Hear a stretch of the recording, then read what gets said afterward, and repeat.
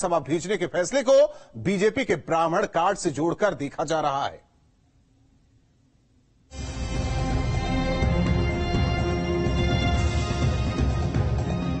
Mission 2024 के लिए BJP का मास्टर स्ट्रोक। 2024 की तैयारी कौन किस पर भारी। बीजेपी ने खेला ब्राह्मण कार्ड, क्या नैया होगी पार। आगामी लोकसभा चुनाव को लेकर बीजेपी ने कमर कस ली है। 2024 में बम्पर जीत के लिए बीजेपी कोई कसर नहीं छोड़ना चाहती।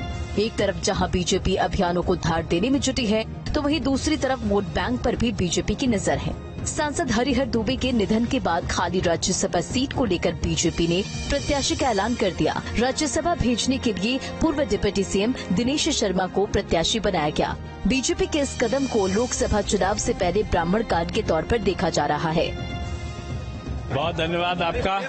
और मैं कहूंगा कि माननीय प्रधानमंत्री जी, माननीय राष्ट्रीय अध्यक्ष जी, माननीय गृह मंत्री जी, रक्षा मंत्री जी और उत्तर प्रदेश के माननीय मुख्यमंत्री और प्रदेश अध्यक्ष का मैं आभार व्यक्त करूंगा कि आज शिक्षक दिवस है और शिक्षक दिवस में लखनऊ विश्वविद्यालय के एक शिक्षक को राज्यसभा में भेजकर भारतीय जनता पार्टी शिक्षक का सम्मान कर रही है। देखिए, मैं हमेशा जाता रहा, पद है तो भी जाऊंगा, नहीं है तो भी जाऊंगा।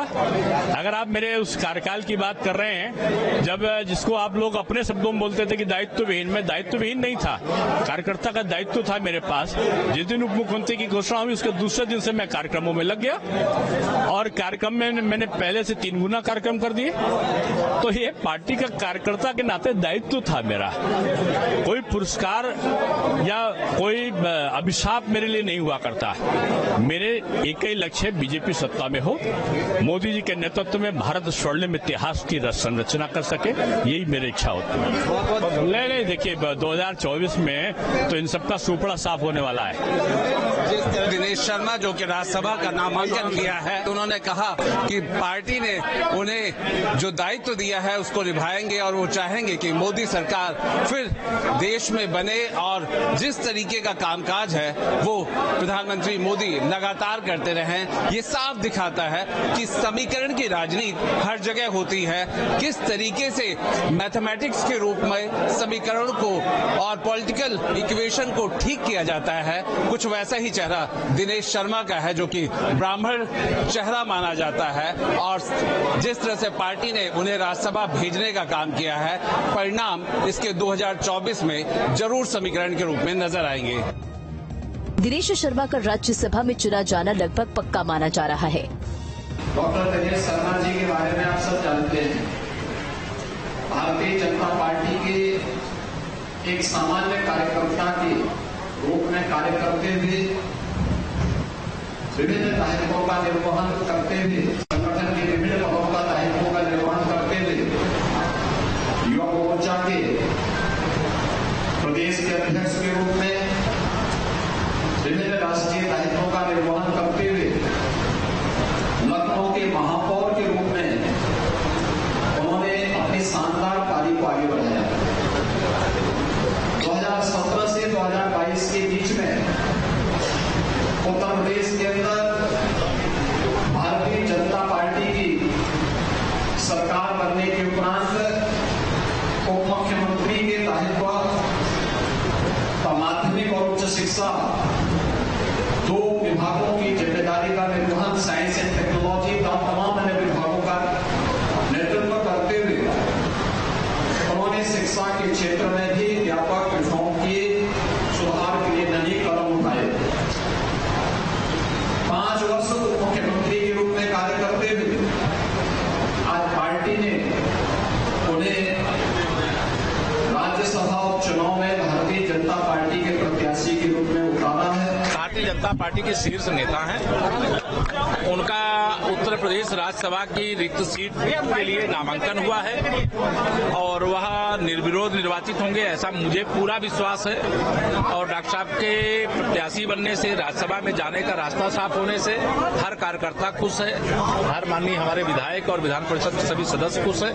और देश के उच्च सदन में डॉक्टर दिनेश शर्मा जी के जाने से उत्तर प्रदेश का मान सम्मान बढ़ेगा और भारतीय जनता पार्टी और मजबूत मजबूत होगी। घोसी के लिए क्या कहना चाहेंगे सर? घोसी में आज चुनाव चल रहा है, सबसे यही अपील करूंगा, घर से निकलो, मतदान करो और भारी मतदान करो और उत्तर प्रदेश में विकास में योगदान करो। डॉक्टर साहब के नॉमिनेशन में हम सब आए हैं, वो पार्टी के वरिष्ठ नेता हैं। ये सुनिश्चित है कि वो निर्विरोध चुनाव जीत करके जाए। हर नामांकन जो भारतीय जनता पार्टी नेतृत्व करता है वो जनता के भावनाओं के और कार्यकर्ताओं के भावनाओं के अनुरूप होता है और ये भी माननीय दिनेश शर्मा जी का जो नामांकन राज्यसभा के लिए पार्टी नेतृत्व ने तय किया है वो बहुत ही अच्छा निर्णय। राजनीति में ब्राह्मण समीकरण का कितना मायने है? ब्राह्मण तो है ही, सभी का मायने है, सभी समीकरण साथ के चलते हैं।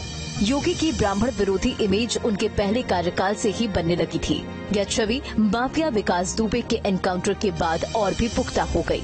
योगी सरकार के पहले कार्यकाल के उप मुख्यमंत्री रहे दिनेश शर्मा से इस्तीफा लेने भी ब्राह्मण समाज को रास नहीं आया था। यह और बात थी कि एक और ब्राह्मण चेहरे ब्रजेश पाठक को उनकी जगह डिप्टी सीएम बनाकर कुछ हद तक इस नाराजगी को कम कर दिया गया। मैं मनोज पारस, जनपद बिजनौर में विधानसभा क्षेत्र नगीना से विधायक हूँ, समाजवादी पार्टी से।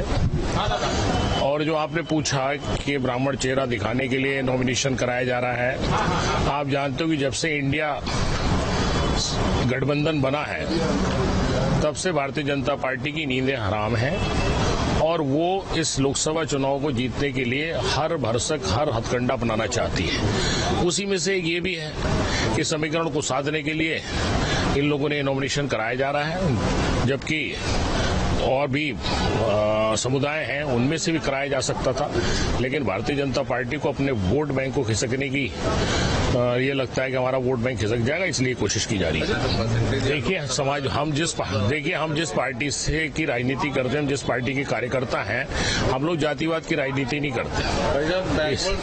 देखिए नहीं इसमें देखिए हम जातिवाद पर्टिकुलर जातिवाद की नहीं, हम तो समाजवाद का मतलब है सारी जातियों को साधने की कोशिश करते हैं, सबको साथ लेकर विकास की बात करते हैं, यही हमारा मुख्य एजेंडा। एक तरफ जहां योगी विरोधी उन पर ब्राह्मण विरोधी होने का आरोप लगाते रहते हैं, तो दूसरी तरफ केंद्र की मोदी सरकार लगातार इस कोशिश में जुटी हुई है कि किस तरह से ब्राह्मणों की नाराजगी कम की जाए। इसने लखीमपुर खीरी के सांसद और मोदी सरकार में मंत्री अजय मिश्र टेनी को उनके बेटे के कारनामों के बाद भी मंत्रिमंडल से बाहर नहीं किया गया।